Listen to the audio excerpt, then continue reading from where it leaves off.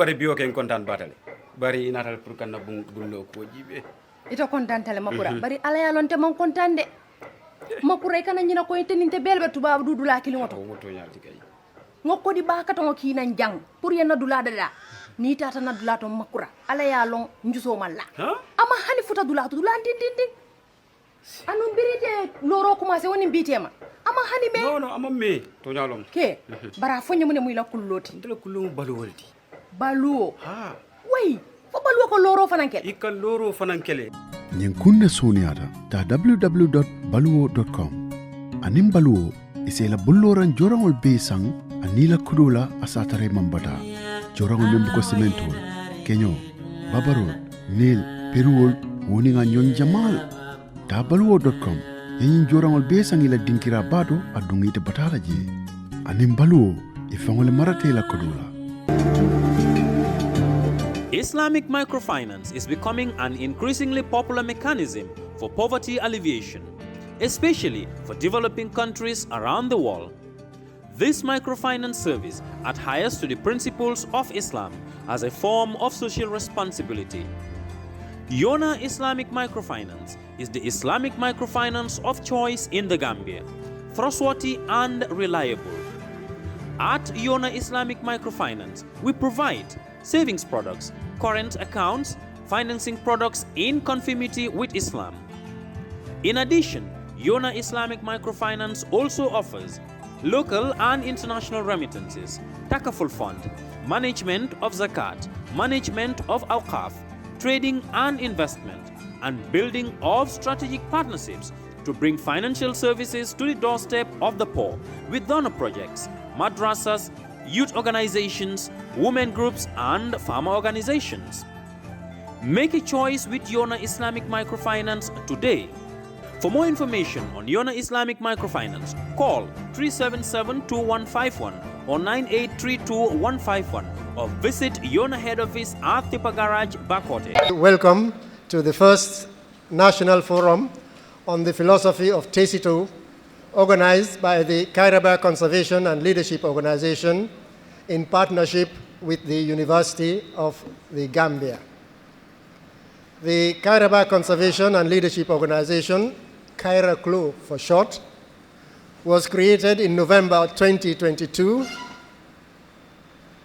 as a non-partisan profit organization by a few of us Gambians who had the privilege of working together with the late Sir Dawda Kairaba Jawara, the first president of the Republic of the Gambia.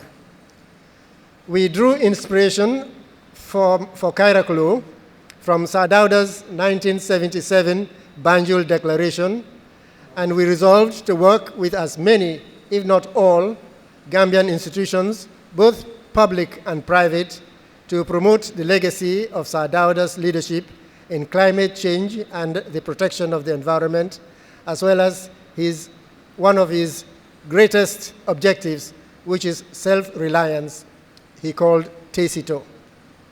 This is why we are gathered here this morning to officially open the first national dialogue to try and rekindle through forthright and open discussion that spirit of self-reliance, honor, dignity, and the true selfless service to the Gambia, the way Sir Dawda would have loved to have it. At the end of this event today, we hope to achieve the following: identify key indigenous thrift Gambian institutions that have successfully embraced TESITO; 2, develop policy recommendations to valorize economic ideas and adaptation strategies; and 3, ensure dissemination and conservation of traditional knowledge for sustainable development. With that brief insight into today's activities, it is my singular honor to invite the chairman of KairaCLO Conservation and Leadership Organization, Mr. Fanding Tal, to deliver his welcome remarks. Your Excellencies, dear distinguished guests, we consider today a historical day because last week Friday was the 101 birthday anniversary of Sir Dawda, and we wish that whenever his birthday is around, we have significant events to mark his life and legacy, to commemorate the things and the values he stood for. We often say this, and we are going to repeat it, that he was ahead of his time, and his vision, his values are actually timeless.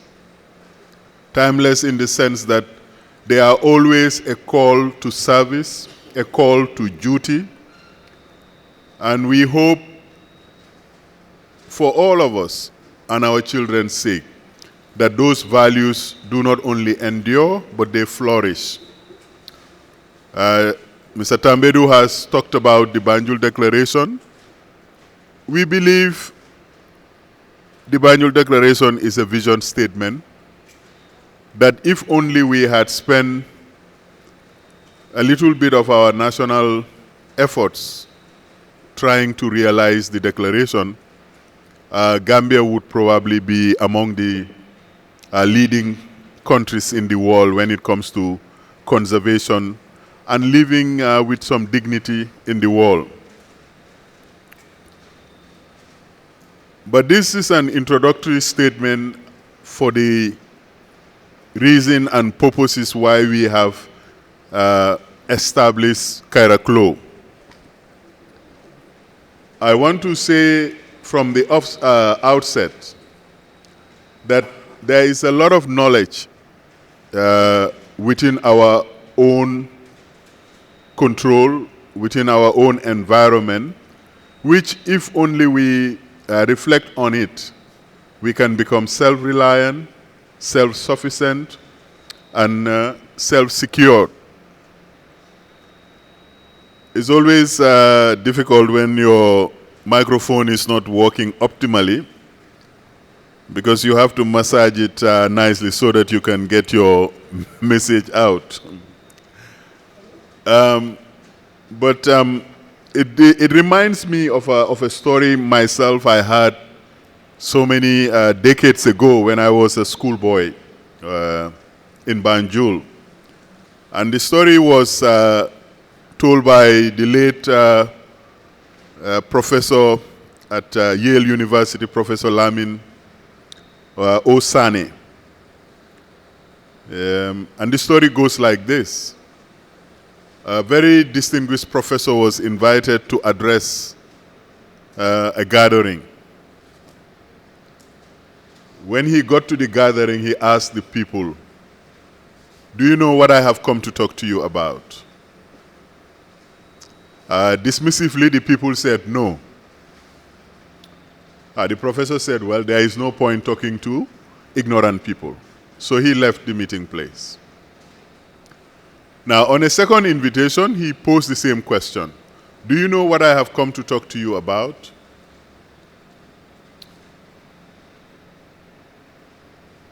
The people start wondering, is this a trick question? Since in the past, a negative answer yielded no positive results for them, they decided to give a positive answer. They said, "Yes, we know what you have come to talk to us about." The professor, as professors normally do, well, there is no point talking to people who know already. So he left the meeting place. On a third and final invitation, he asked the same question to the same audience. "Do you know what I have come to talk to you about?" You know, we learn from our past, we learn from our mistakes. Because they have not gotten what they wanted, that is for the professor to speak, on 2 previous occasions, they decided to give a non-committal answer. They said, "Some of us do, and some of us don't." And the professor said, well, let those who know tell those who don't.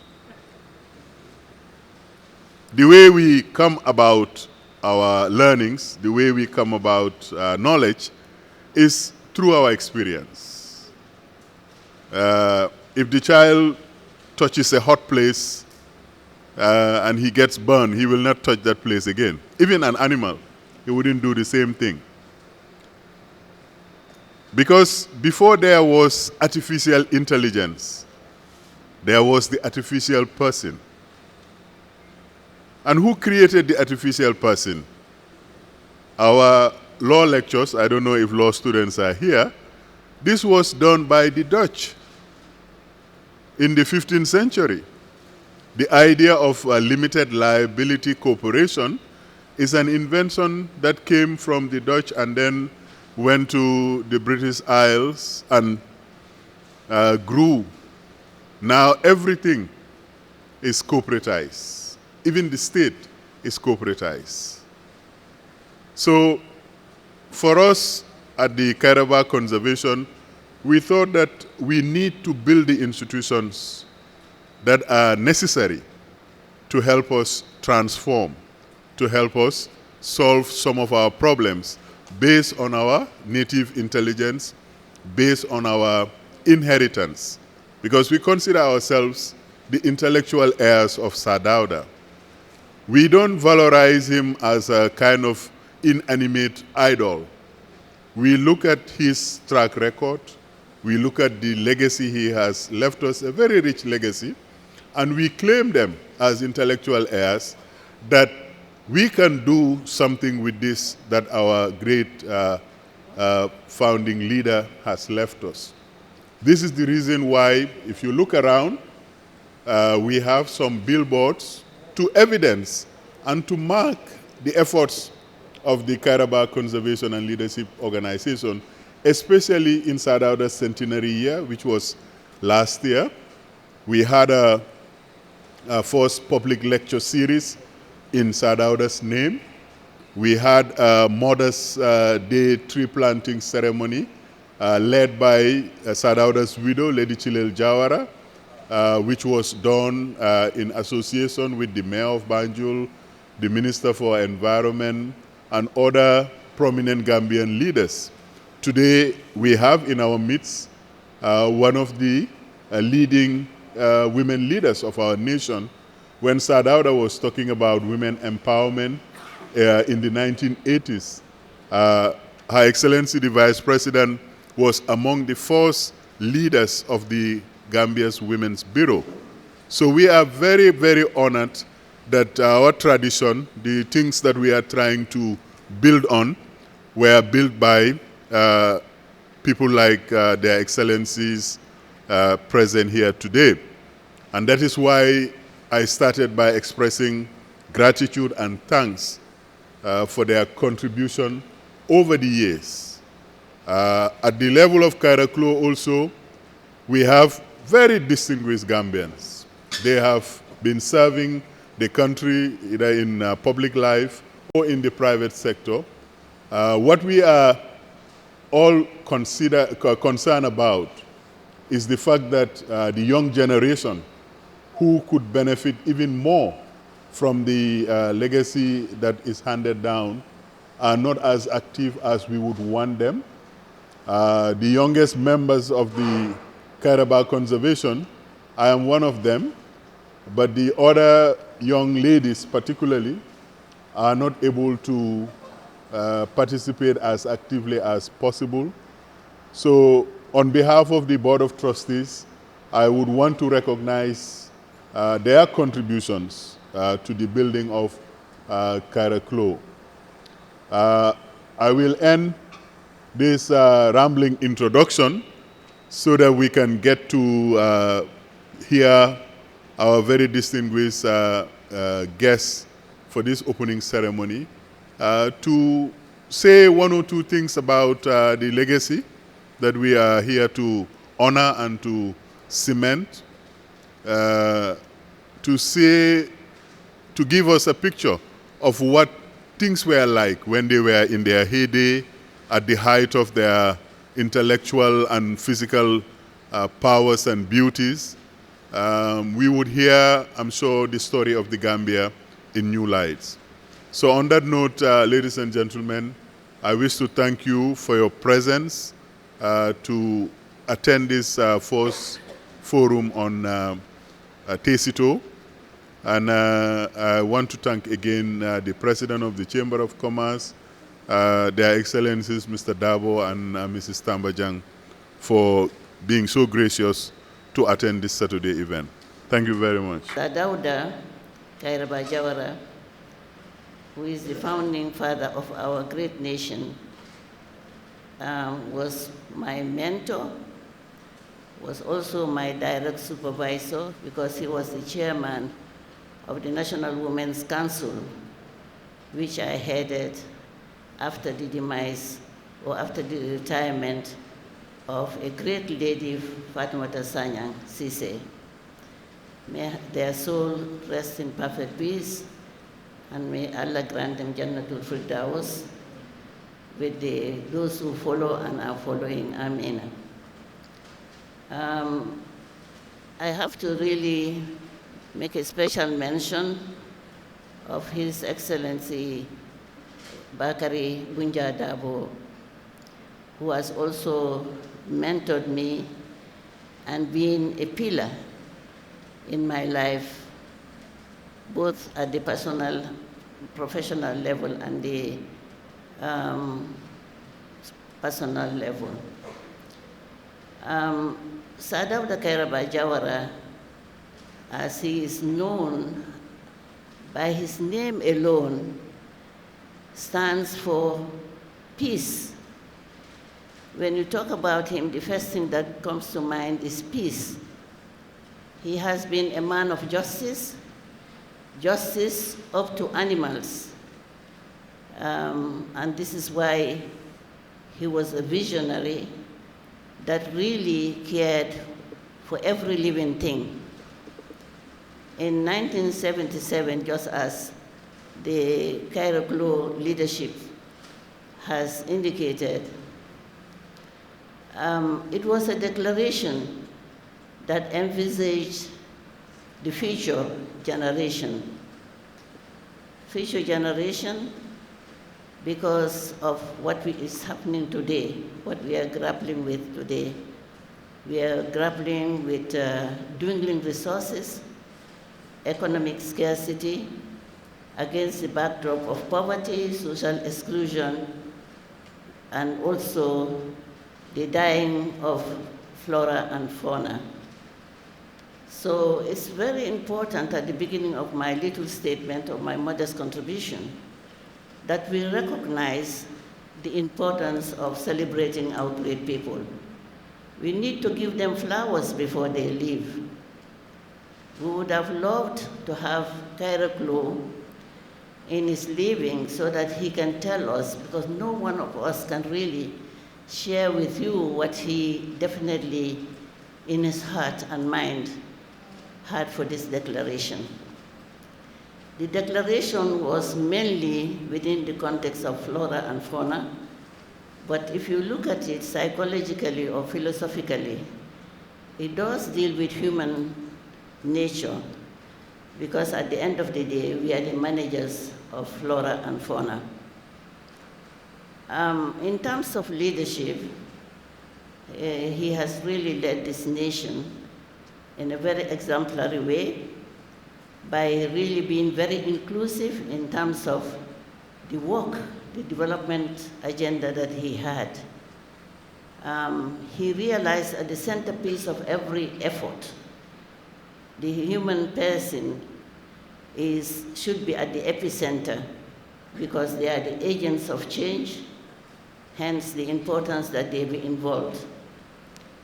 The concept of philosophy of TESITO was drawn from this declaration of 1977, which calls on Gambians to really look at the capabilities they have, the commitment they have to nation building, and it's by no way of just managing the flora and fauna, but in every endeavor in life for every one of us to be committed to the cause of the country, the cause of building a very just nation, a very peaceful nation, a nation that also cares for Mother Earth, not only for his time, but for the generations to come. When you talk about self-reliance, there are so many writers that have talked about self-reliance in different contexts, but at the end of the day, it all drives to people recognizing the inalienable rights they have to participate in matters that affect their lives.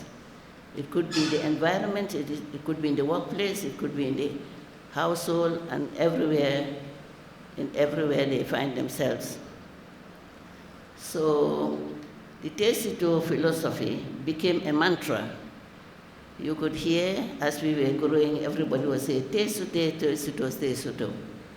And of course, TESITO doesn't only mean to tighten the belt, literally in Mandinka it means tighten the belt, but if you expand it to the world of economics and development, you find that it means that every one of us has a capability and capacity, and of course must have the spirit of volunteerism to contribute to nation building. Because if I maximize, or if I take advantage of the talent I have, plus the talents that other people have, it makes a nation, a very strong nation, that is committed. When he was making the declaration in 1977, there was nothing about climate justice. But today in our world, you see a lot of the slogans, a lot of campaigns on climate justice, on, of course, human rights, and of course, the economic justice, you name it. So I really want to salute the KairaCLO executive for also having the vision under the leadership of Almami Tal, the Secretary General, my brother Bemba Tambedu, Honorable Bemba Tambedu, and also for all of us to really join them in supporting the cause of the TESITO, the philosophy of TESITO. In my humble mind, while I was growing, I remember my parents, especially my mother, would always tell me, if you are fighting or standing for something, you must stand for a cause. If you stand for a personal interest, you never go far.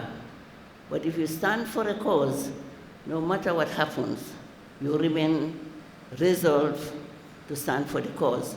So this is a cause of Sir Dawda Kairaba Jawara, a cause to introduce climate justice to us when really our knowledge was not at level to understand what he was talking about. But as we go and as we grew in the 90s, we found that our flora and fauna, like simply, basically, you go to Abuko. During my younger age, we used to go there for science classes, and we found a lot of animals. Today, you go to Abuko, you hardly find even anything apart from the monkeys. And these are things God created for specific reasons: animals, human beings, and other species of life, fish and everything. And they have certain contributions to life in terms of keeping the conservation of forests and fauna. And more importantly, I want to really appreciate the fact that in every endeavor, Sir Dawda had placed human beings or Gambians at the epicenter of those endeavors. Because from the development perspective, if people are not at the epicenter of endeavors, you can never have ownership, neither would you have sustainability. Because we need to depend ourselves before we ask for external support. External support can be temporary, but our own support and our own commitment can be things that really become a heritage that we will pass on to generations to come. Looking at the program, I find that people who have been selected to make to share different experience on the TESITO are people who have worked and lived with KairaCLO Jawara. I want to really mention His Excellency and brother, Bakar Bunja Dabo, who has worked diligently as a patriot with KairaCLO Jawara.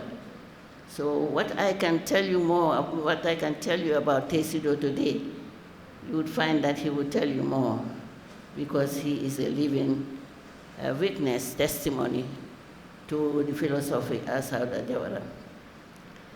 My final call would be, or recommendation, whatever you call it, would be for us to rekindle, to strengthen and to support the cause of self-reliance in everything that we do.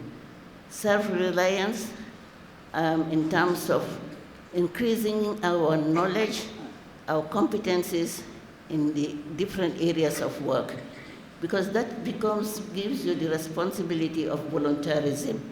Volunteering, because not everyone can work in the public service.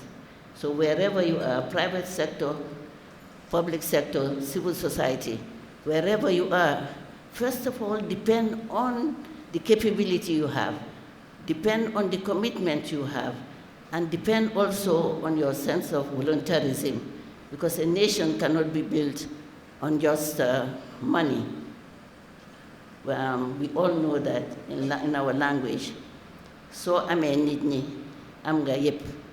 Near fence mol soto, yena fulo soto, yefem be soto. So hadama dingo and nit will kumayata dunya kono. So let's try to work together. Let's try to build a cohesive nation, a nation that will really take care of, forget about fankum fankum, which is fankum fankum in Manika means egoism. It drives to egoism and individualism. So let's work together as a nation, because at the end of the day, we can be divided politically, economically, socially, but we can never be divided as Gambians. So on this note, I just want to really thank you, and I do hope that this forum will come up, as the chairman and the Secretary General have said, will come up with concrete recommendations that can influence policy decisions to ensure that they embrace the country. The government in the leadership should embrace or rekindle the cause of TESITO. Because I say TESITO was not a political jargon. It was not a political jargon, but also an instrument and a call and a motivation for the country to take care of flora and fauna, and also to be conscientious in everything they do. Conscientiously means being accountable to yourself, being honest in every endeavor you undertake, and also taking care of your environment. In the past, you see parents asking you to sweep up to the street. I have served so many times in Birkama streets, even though sometimes I would ask my mom, this is a public place.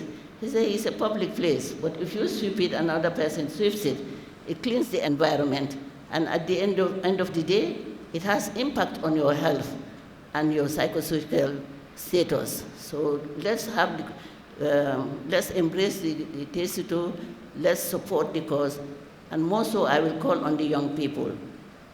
Young people, the older generations have built a legacy for you. Also, they have been supporting and mentoring you to really be holistic in the way you think. You have to go beyond myself as fankum fankum. Just like my mom would tell me in Fula. You know, he said, Fatumata, look at how the cow walks. He said, the cow walks waving its head from side to side, and what that means is, fankum fankum, suma bopa rek. Suma bopa will never take our nation anywhere. There is no one person who can do it. So whether you are in government or civil society or private sector, we need to join our hands and really look at holistically how we can really promote and continue to champion the philosophies of great people, including Sir Dawda Kairaba Jawara. There are also women in the forefront who have been involved in these endeavors. Women are managers of the forest, the fauna and fauna, and if you look at the technologies, it's important that some of your policy recommendations include conservation of fuel through renewable energy. We used to have at UNDP a project on renewable energy when His Excellency Bakar Kunjadabu was in office, and he was really instrumental in having that project. Maybe he has forgotten, but I have not forgotten. And this means that really moving away from charcoal, from firewood, to renewable energy. Because as we go, climate justice requires that we really depend on renewable energy, on new technologies, so that we can continue to conserve the flora and fauna of generations to come, and also seeking ourselves, soul searching, and see what can I do for my country rather than what my country can do for you. And I end on the note of the great President of the United States, John F. Kennedy. Thank you. I pray that God continues to bless our nation, continues to bless our leaders, and continues to bless you, our children, so that you can carry on the baton when we leave. Either we leave by retirement or we leave for home calling to the Lord. May Allah bless Sir Dawda Kairaba Jawara's soul. May He bless all those who have worked with him. Because I always tell myself, and I definitely make reference to it, that the people who have given us independence with the vision of inclusiveness, of good governance, are people that we cannot bury. We need to leave them alive, whether they are in their graves or not. But spiritually, we need to leave them alive and learn the lessons and best practices they have left behind us. On this note, I thank you, and I ask that God bless us all. It is with great honor and a deep sense of appreciation that I stand before you today on behalf of the National Association of Cooperative Credit Unions of the Gambia, acronym NACUB, at this historic first ever National TESITO Forum held on the eve of Africa Day. Allow me first to commend KairaCLO for your inspiring initiative to revive and celebrate the legacy of His Excellency Sir Dawda Kairaba Jawara, the first President of the Republic of the Gambia, especially his philosophy of TESITO, a unique Gambian principle of self-reliance, civic responsibility, and dignified nation building. The theme for this forum, a Gambia concept of self-reliance and inspiring leadership for sustainable national development, could not be more fitting in this timely reminder that the solution to our challenges, both economic and social, lie not only in foreign aid, but in strength, creativity, and unity of our people. Mr. Chairman, TESITO, the ethic of voluntary self-service, resonate deeply with the DNA of credit unions globally. In fact, the credit union movement is TESITO in practice. We believe in people helping people. We We believe that development is not delivered from the top, but built from the ground up by ordinary citizens, pooling their resources to uplift each other. NACUP, since its legal registration in August of 1992, have served as the apex body for all financial cooperatives in the Gambia. We are licensed by the Central Bank of the Gambia and are affiliated to both ACOSCA, which is the African Confederation of Savings and Credit Association, based in Nairobi, Kenya.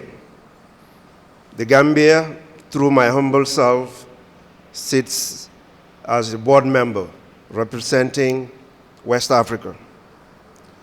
We are equally a member of the World Council of Credit Unions, based in the United States of America. Mr. Chairman, at its core, the credit union model is about mobilizing internal resources, managing them collectively, and deploying them productively. This is TESITO. It is also the heart of the 6th principles. In our financial cooperative, there are 7 principles. The 6th principle is called cooperation among cooperatives. When members save together, they lend to each other at affordable interest rate. They are practicing economic TESITO, community-driven finance, and shared responsibility. In fact, as we look at the global economy, the world is run on the very same TESITO philosophy. Major global institutions like the United Nations, the African Union, and even in our sub-region ECOWAS, operate on the basis of cooperative principles. Member states pool their resources, human, technical, and finance, to fund their operations and implement programs. No single country does it alone. That is TESITO on a global stage. It is no surprise then that both the Millennium Development Goal, that's the MDGs, and their successor, the Sustainable Development Goals, end with the same powerful statement. Goal 8 in the MDGs and Goal 17 in the SDGs, Global Partnership for Development. That final goal reminds us that sustainable progress depends on collective effort, on partnership, cooperation, and pooling our resources together. And that, Mr. Chairman, is exactly what we do at the credit union movement. Over the years, NACO proudly implemented programs that empowered communities from the ground up. The true spirit of TESITO, credit unions, came together jointly.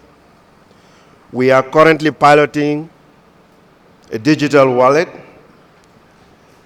This way we innovate and our members will be able to do transactions without the need to visit a facility itself.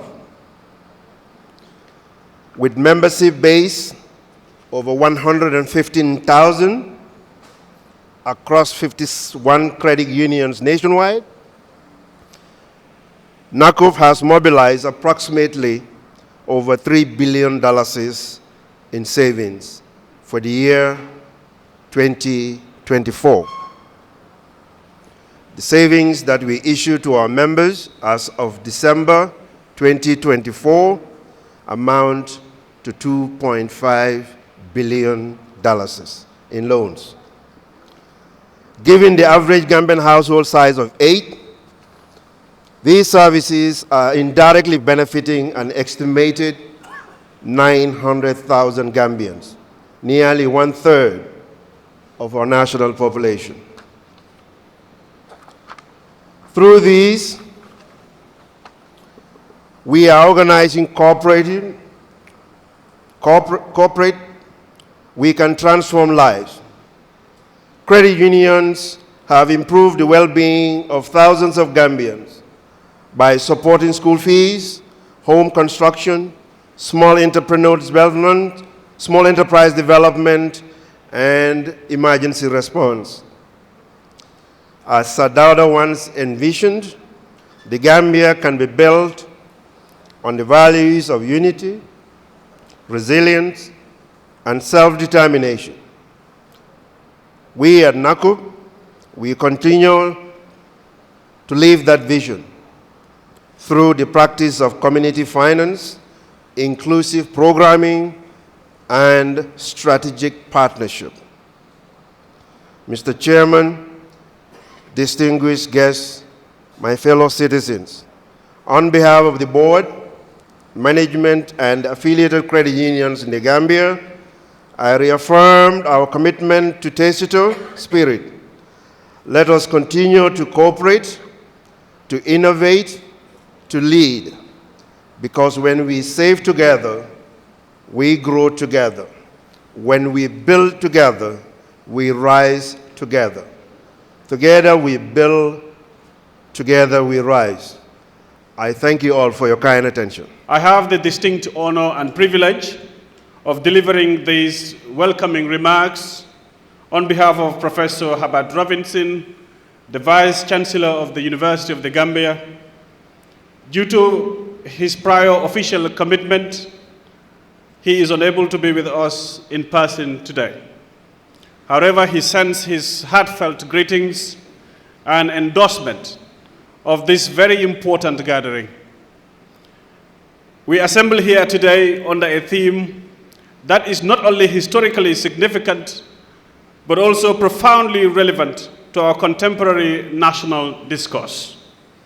TESITO, self-reliance for sustainable and patriotic national development. This theme is anchored in the enduring legacy of the Gambia's founding father, the late Sir Dawda Kairaba Jawara, whose vision of a self-reliant nation continues to echo with urgency and purpose. TESITO, translated as self-help or self-reliance, is far more than a nostalgic term and a cultural relic. It is a timeless principle, a rallying call for empowerment, responsibility, and collective action.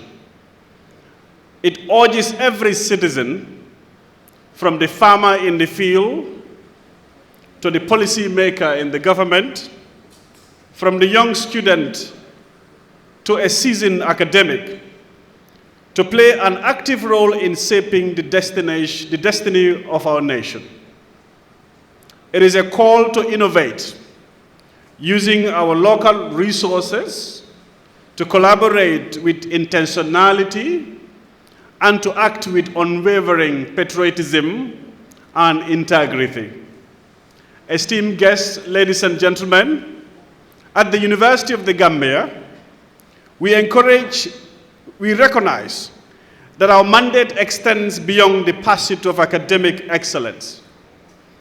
We are entrusted with the sacred responsibility of cultivating national consciousness, producing research that addresses local challenges, and grooming leaders who are grounded in values, yet capable of engaging the world.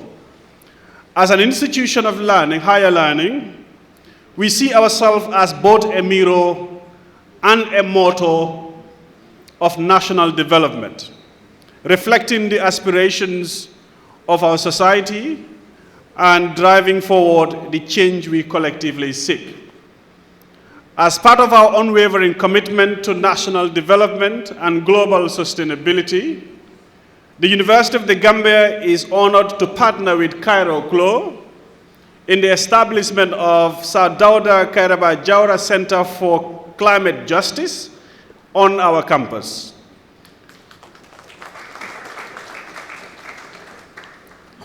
This initiative marks both a strategic advancement and a profound tribute, preserving the enduring legacy of Sir Dawda Kairaba Jawara, while addressing one of the most urgent and defining issues of our era, climate change.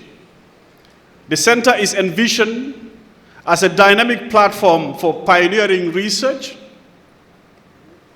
inclusive policy dialogue, transformative capacity building, and meaningful grassroots engagement, with a deliberate focus on amplifying the voices and needs of our communities. Through this partnership, we aspire to cultivate a new generation of climate literate leaders and to position the Gambia as a regional and global exemplar in climate justice, environmental stewardship, and sustainable development. The Vice Chancellor strongly believes that the power of sustainable development cannot be paved by dependence on external or imported solutions alone. Rather, it must be constructed by harnessing the innovation and determination of the Gambian people. Today's gathering, therefore, more than an academic event, it is a reaffirmation of our shared belief in our nation's potential and a recommitment to the principles of self-reliance and nation building. Esteemed guests, ladies and gentlemen, as we engage in today's deliberations, let us challenge ourselves to reimagine how TESITO can be embodied in our institutional policies, practices, community development efforts, entrepreneurship endeavors, and public service. Let us reflect on how we can better align our education, our policies, and innovations with the long-term aspiration of the Gambia. In conclusion, once again, on behalf of the Vice Chancellor, the entire management and leadership of the University of the Gambia, I extend our profound welcome to each and every one of you here today. We are deeply honored to be part of this important initiative and firmly believe that today's gathering will serve as a powerful catalyst for deeper reflection, the stronger partnership, and a renewed national commitment to the principles of self-reliance, sustainability, and national development. As we move forward, the University of the Gambia stands ready to deepen its collaboration with KairaCLO and all partners by working hand in hand to transform our shared aspiration into impactful actions for the Gambia, for the region, and for the future generation. Thank you, and once again, welcome to University of the Gambia. The National Environment Agency, charged with the responsibility of managing environmental affairs of this country, had a memorandum of understanding or a collaboration with the KairaCLO based on their shared vision to reflect on the former president's vision in terms of environmental management in this country, dictated by the Banjul Declaration, which really discuss on how, if we don't take necessary steps, how our environment going to look like. And that vision is almost over 40 years ago, or more than 45 years ago. But you can see the vision that that great leader had for this country. And today, we are also trying to look at another concept, another vision that he has for this country, which is TESITO. TESITO, in reality, maybe if you put it into real terms, is talking about self-reliance. And this is what the vision that the former president had for us. But I'm going to target my discussion on the youth. The president, former president, and the elderly people who are here had a vision for this country. It is our responsibility as youth of this country to ensure that we cherish that vision. Environmental management is everybody's business. And it's a responsibility of all to ensure that we work hard, because the problem associated with environment degradation affect everybody. So we are here on a team, how I'm supposed to have been discussed on a team on how community-based adaptation process. But now, if you look at that, the issue of climate change, how it's affecting all of us as human and non-living organisms that rely on us as human to take care of them. So therefore, it's a privilege to be here. I was just caught unaware because I came to do that, but I think I'm very pleased to be here, to be part of this discourse. We need to do something, particularly the youth, to save the future of this country. If I want to conclude, I would like to say the statement of one of the presidents of Nigeria, Murtala Mohammed, who said, Africa is in our hands. We either make it or destroy it. And the president of the Republic, the first president of the Republic of the Gambia, shows that vision, that Gambia is in our hands. We either make it or destroy it. And now the youth, it is your responsibility, it's our responsibility to ensure that we also have a legacy that we're going to pass to our future generation. As I always said, there are two types of people. You either die like a chicken, immortal and mortal. We are here cherishing somebody who is passed away almost 5 or 6 years ago, but is still being remembered for the work he has done. And it's important for us also to leave whatever little we have, the legacy that will going to be remembered when we leave this art. I thank you very much for your kind attention. Mr. Chairman, we all understand that the ambition of the organizers of this event, which we are gathered here today to witness and to participate in, hopefully, that ambition is to convene a consultative forum dedicated to discussing the concept which is popularly referred to in the Gambia as TESITO, a concept which historically formed a significant element in the discourse, the political and development discourse that at the time raged around the subject of nation building in terms of the most appropriate approaches that we should take, or if you like, best practices in nation building. It must be remembered that the period in question was the immediate post-independence years. These were hectic times as our people woke up to the challenges of sovereign nationhood. And this was also against the backdrop of the skepticism that was voiced in many quarters at the time about our viability as a nation to stand on its own. The object of the forum, therefore, or the objective forum, we are further told, is to bring together political actors, academics, and practitioners drawn from a broad spectrum of sectors, whether government, NGOs, civil society, etc., for what is expected to be frank, open, and uplifting conversation. And I consider that that will be a most interesting subject. Mr. Chairman, distinguished participants, I personally find this to be an exciting idea.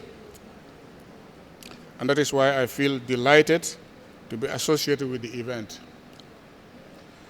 I thank the organizers for the honor of inviting me to perform the pleasant duty of officially opening your workshop, which I say has been very appropriately styled the first National TESITO Forum. I do hope that your discussions here will go beyond mere reminiscence of the concept of TESITO and to go on to explore the full scope of the meaning as well as to examine its relevance to present-day situation and challenges. I join many in looking forward to the positive outcome that should come from your deliberations. Mr. Chairman, distinguished participants, we are all agreed that the word TESITO in ordinary usage means what I'll call effort. Effort as opposed to an attitude of folding our hands and doing nothing, or perhaps not doing enough. It was this rather simple, I would say even pedestrian terminology that was at the time adopted as name for the concept that would go on to carry the weight of an article of faith, a guiding principle to inspire a whole country and its people to embrace the mission of building our nation, relying primarily on our determination, on a spirit of hard work, on our ingenuity, and our resourcefulness. In itself, this notion of effort and self-reliance was derived from conventional wisdom here and elsewhere, wisdom as we find expressed through popular catchphrases or aphorisms which go to suggest or to assert that in any undertaking, it is only through effort and perseverance that success is assured. Faced with the well-known constraints and vulnerabilities that defined our situation at independence, together with the prevalence at the time of many unrealistic expectations on one hand, and on the other hand, some negative misconceptions about the meaning and implication of independence for the Gambia, our new national leadership was inspired to think or to appreciate the need for a doctrine that would go to help motivate positive thinking and action in our people in order to foster the transformative change to which our people aspire to when they rose to free themselves from foreign rule, which had over the decades perpetuated indignities of servitude, at the same time has kept our people in extremely depressed socio-economic conditions because of the notorious colonial neglect phenomenon. This realization led the new authorities at the time to clearly articulate their ideas as to the way we should proceed and to propagate such ideas so as to enable them to take root in the hearts and soul of our people.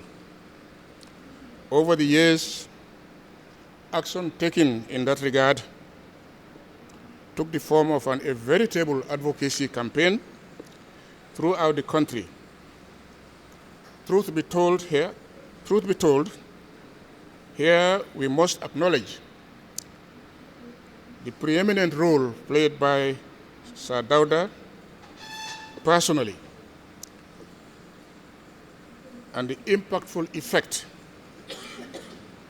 of his far-sighted leadership style, hallmarks of which we remember included sincerity, focus, and consistency, plus also his personal example. Without that, it would have been difficult to carry the population along as needed. From the famous words Sir Dawda pronounced in his historic midnight speech on the 18th of February 1965, through the countless pronouncements he subsequently made in different fora, whether it was Parliament, whether it was at political rallies, whether it was in meetings with the local business community, whether it was with meeting with farmers or herders or fisherfolk and other economic actors, the mantra that he maintained, that he kept repeating, was the same. He called for diligent effort, productive work to help develop self, to help develop community, and to help develop the nation. There was a corollary to this. The concept of TESITO in the vision of Sir Dawda implied also that idleness or being work shy and other similar attitudes of undue dependence on others was not the way to go. In the domain of the stewardship of public affairs, particularly the management of public resources, TESITO also called for due diligence in whatever was undertaken, but it also insisted on discipline and honesty. In that same spirit, profligacy was frowned on. It was seen as a dangerous virus which would create a serious danger for our nation-building project. Similarly, waste or mismanagement of public resources, including embezzlement, were shunned and condemned. It was this principled stance that TESITO called for against malfeasance of all types that could be said to constitute today or then the ethical underpinnings of the TESITO concept. Sir Dawda did not merely preach, I must say, he led by personal example. As Chief of State for 30 years or more, he was content to draw a modest salary. If I were to reveal the details, some of you would be shocked. At its highest point, Sir Dawda's salary per annum didn't amount to more than $120,000 per annum. $120,000 was what Sir Dawda drew at the highest point. He lived modestly. I recalled myself personally the strong impression I got when I had the opportunity of stepping into his personal sleeping room, his bedroom. It was when, in 1981, following the helicopter accident, and I happened to be, at the time, the only minister around, working together with Dr. Oldfield and the medical personnel preparing beds for victims that were expected being driven down from Brikamawa, the site of the accident. And the convoy decided to change course and drive straight to State House. And that gave us the need to chase them and go and find Sir Dawda himself, a patient then, and laid on his bed. And I was shocked to find Sir Dawda lying on those same PWD-made beds, which I used as commissioner in upcountry in Kerawan. That was what the level to which Sadauda denied himself comfort because of this high regard, the sensitivity for the state of the country, and the high regard he had for public property, public assets. He didn't only live modestly, he shunned indulging his fantasies at the expense of the state. With Sadauda, there was never any expensive presidential jets for his official travel, for his official travels. There was no unnecessary junketing for him around the world, cloaked under false pretenses. Especially, there was no inclination in him to make the Gambian public, the Gambian treasury, pay for transforming his birthplace, Barajali, into a dream village that everybody would like to have. It could be said, furthermore, that Sadauda demonstrated the same degree of sensitivity and concern in the management of other facets of our national resources, including our national heritage. The point is perhaps best illustrated by the concern he manifested for the needs of future generations. Here, his record of many initiatives speaks for itself. Perhaps the best example of it being the Banjul Declaration of 1979, which issued while much of the world still had to wake up to realize the issues here, issues of climate change, issues of the impact of mismanaging our natural heritage on the lives of present and future generations. It is appropriate for me at this point to salute the KairaCLO Conservation and Leadership Organization for recognizing the significance in both symbolic and practical terms of the legacy of Sadauda in this regard, and for recognizing it as an offshoot, for recognizing the conservation interest as an offshoot of the concept of TESITO as it applied to leadership and stewardship of public affairs and national resources. Your example, Mr. Chairman, commends itself, and one hopes that others in our community would come on board. I'm delighted also to discover here that you've had fruitful collaboration with institutions such as the university and also the National Environment Agency and the Credit Union. I think these are very hopeful signs, and I want to salute them also, your partners also. But coming back to the story of the evolution of the concept, one cannot dispute the fact that the message vehicled through the TESITO mantra did not fall on deaf ears. Up and down the country, it registered well and even resonated positively with many. Firstly, the mood of wait and see, or even misgivings, which obtained before and around the time of independence, suddenly started to change into a markedly more positive spirit and mindset.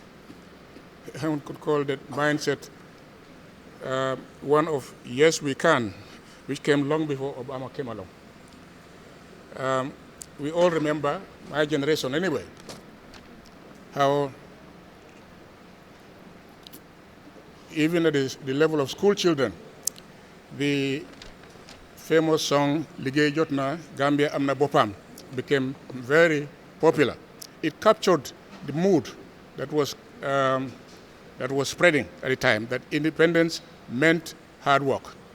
And it was a throwback on the message contained in Sadauda's famous speech as he accepted the instruments of independence, when he warned that there will be no magic to transform our groundnuts into diamonds, and that the way forward for the Gambia was hard work, serious work, which at the popular level and as at the government level, the level of leadership, also meant sincere work, work done honestly, work done in the spirit of helping rather than benefiting yourself. It was the same spirit which, as I said, spread. And in terms of the practical implication on the ground, one can cite a few examples. If you take the rural sector, rural economic sector, for instance, which was then the mainstay of the national economy, it became clear that the actors, whether they are cattle farmers, crop farmers, fisher folk, etc., came forward. The amount of support and investment that the state could give them was naturally fairly modest, but their response was remarkable. Within a very short time, we saw their production increase in yield, and also their efforts were diversified. Whereas at the beginning, we only had a monoculture system of just groundnuts. Within a very short time, we saw farmers expand or diversify their activities by going into crops like cotton, horticulture, palm produce, and many others that I cannot remember here. But it's just an example of the practical application or inspired by TESITO at the time. Comparable strides were also made in the fisheries area, in the livestock subsector, and even in the use of our other natural resources like forest products. We began to see much more effort put into it, in the production of honey, in the production of crafts, particularly with the tourist industry, which at the time was also stepping in, creating a bigger market and demand for these products. It's the same spirit also that drove these developments that was perceptible in the more formal or modern sector of the economy, whether you are talking about finance or banking, commerce, whether you are talking of even light-scale industry. The government that Sadauda led tried to provide institutional and other forms of support. For instance, the creation of the promotion of the cooperative movement, which had been in existence maybe at independence, but it was given a boost. One could talk about the heyday of cooperative movement in the Gambia around that period. The creation of the Commercial and Development Bank, the creation of the Indigenous Business Advisory Services, and others. Mr. Sanyang also referred to the credit union, which came on board perhaps a little later. But that was the kind of trend that the state directly or indirectly provided this. And it is fair to say that in the modern sector, Gambian entrepreneurs came forward. Speaking to you, me speaking to you, had been a senior banker in the Commercial and Development Bank, and I saw in very real and literal terms how an impact that has made in promoting Gambian entrepreneurship. At the creation of the bank in 1973, there were many in the informal sector who couldn't even have access to banking facilities, because that was the situation. with the banks that obtained before. But Commercial and Development Bank had the impact, working in partnership with IBAS in training hitherto very simple folks. And as I said, the response has been overwhelming. Looking around, one could remember and could even see at the time many people whose lives and their communities came through. And a lot of that was propelled, as I said, by the spirit of TESITO, which the leadership tried to encourage. There was, at the time, as we remember, the withdrawal of many of the foreign-owned trading stations, trading companies, the UAC, the CFAO, the Moral Prom, and Moral Freight, who withdrew, creating a dangerous vacuum, because the economy had before then depended on them. It's to the credit of the Gambian entrepreneurs, most of them were fairly new, who stepped in to fill that vacuum. Not only they filled the vacuum, but they went further to enlarge, expand those things. Today, the economy still has predominance of foreign ownership, but there is a notable participation of Gambian entrepreneurs. A spirit at a situation that started under the inspired by the TESITO mantra at the time. Mr. Chairman, distinguished participants, in all this, I'm really trying to argue that the concept of TESITO has been an essential source of inspiration for much of what has worked for the Gambia, for a lot of good that has worked for the Gambia over the first 3 decades of our existence as an independent nation. TESITO has proved to be no mere slogan. It proved to be the spirit that propelled the country forward. I know, Mr. Chairman, I'm only invited to say a few words here and to leave it to the more better placed people who have been invited to go delve into this subject in detail. But you'll forgive me if I got carried away by my passion that I feel for the subject. So I'll now start to wind down. But I must beg that you allow me, before I do so, to do one thing, and that is to formally reaffirm my own personal, strongly held conviction. And I do so not meaning in any way to prejudice the conclusions that this forum may come to. My personal conviction is that TESITO is not outdated.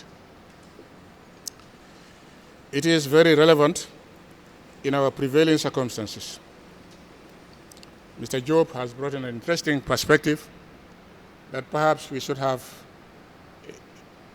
what we call a new TESITO, but basically the same spirit, except that the focus could be made on certain points, which he rightly pointed out, productivity and so on. But all the same, the TESITO, the spirit of it, the broad spirit of it, I believe remains very relevant. For the country, our country, I believe, needs to recommit to the mission of meaningful nation building. In truth, one has to say and admit that the nation building train, has badly derailed. It has badly derailed since the infamy of the 1994 change of the legal and constitutional order brought upon the country a different way, a different mindset, and a different way of doing things. Emphasis ceased to be on embracing TESITO as a spirit. Henceforth, our trajectory as a country drifted along the path, I would call it perilous path, which was strewn with ravages inflicted by bad governance, ravages as manifested in a culture of grabbing anything and everything you can, what is referred to sometimes as the rat race. There were, which is accompanied with, naturally, its natural, the other side of the coin being widespread administrative malfeasance, institutional impunity or institutionalized impunity, indiscipline, matched by only rampant corruption. There was also, to complete this equation, what one can only describe as delinquent leadership. Less concerned, reckless and less concerned about the welfare of the people and more obsessed with the desire for self-aggrandizement. I don't need to illustrate. I think anybody around here must have remembered the style as applied on the ground. We need therefore to embrace, Mr. Chairman, we need as a people, as my conviction, that we need to embrace again the spirit of TESITO at the levels of the population at large, but also and particularly at the leadership level. We must rekindle the TESITO ethos. Here the business elite, particularly also the youths and the women who have shown so much resilience and capacity to remain on their feet, all of them must agree and re-embrace the spirit of TESITO in the sense especially of self-reliance, of perseverance, and of ingenuity. They must seize the opportunities offered by advances in modern technology and give consideration to going into, in particular, areas such as entrepreneurship and innovation. These are areas which modern technological environment gives comparative advantage. To Gambians as a whole, in general, I say, embrace the spirit of TESITO in every practical ways you can, drawing motivation from the spirit of self-reliance. The areas of education, areas of business, or of building communities come to mind as examples, but the list is not exhausted. The essence is to commit to contributing meaningfully to one's personal development as well as to the development of your community and your nation. Mr. Chairman, distinguished participants, let it be made clear that our destiny is in our hands. No one else will build our nation for us. Sir Dauda's vision at the time was that independence, to be meaningful, should create an opportunity and be used to build a purposeful nation of free people, but also hardworking people who are resilient and enterprising and committed to the common good rather than pursuing exclusively their personal interests. It is a vision I still think is very relevant. It is our effort, it is our TESITO that will shape the future that we dream of. It is my firm belief that where the philosophy, if you can call TESITO philosophy, where the TESITO philosophy at one time in our history proved so critical for setting us out on the right path, to survival, at a time when many thought that we could never make it. If it worked, if it served us so well at the time, that same TESITO spirit must still be relevant today. Embracing it again will not fail to prove a vital aid to help us advance. And we need to advance. The situation of the country calls for that. We are presently stuck in mud, and we need to call on the spirit of TESITO and resolve to pull our country out of it and advance forward. Mr. Chairman, distinguished forum participants, let this forum be the starting point for renewing our commitment to TESITO, not just as an idea, but as a daily practice for all of us. I leave you with this challenge. Will TESITO be remembered as a fading slogan, or will it be revived? Will it be revived as the force that defines our nation's next chapter? The answer lies in what we choose to do as a people. And it is on this note, Mr. Chairman, distinguished participants, that I now have the pleasure to declare this important forum formally open, wishing that you have very fruitful discussions, and I thank you for your kind attention. Thank you very much. Islamic microfinance is becoming an increasingly popular mechanism for poverty alleviation, especially for developing countries around the world. This microfinance service adheres to the principles of Islam as a form of social responsibility. Yona Islamic Microfinance is the Islamic microfinance of choice in the Gambia, trustworthy and reliable. At Yona Islamic Microfinance, we provide savings products, current accounts, financing products in conformity with Islam. In addition, Yona Islamic Microfinance also offers local and international remittances, takaful fund, management of zakat, management of awqaf, trading and investment, and building of strategic partnerships to bring financial services to the doorstep of the poor with donor projects, madrasas, youth organizations, women groups, and farmer organizations. Make a choice with Yona Islamic Microfinance today. For more information on Yona Islamic Microfinance, call 377-2151 or 9832-151 or visit Yona head office at Tipa Garage, Bakote, or visit any Yona branch located countrywide near you. Ya bari biyo ken kontan batale. Bari inatal pour kanna bunno ko jibe. Ito kontan tale makura. Bari ala ya lonte man kontan de. Makura ikana nyina ko teninte belbe tuba dudula kilimoto. Woto nyalti kay.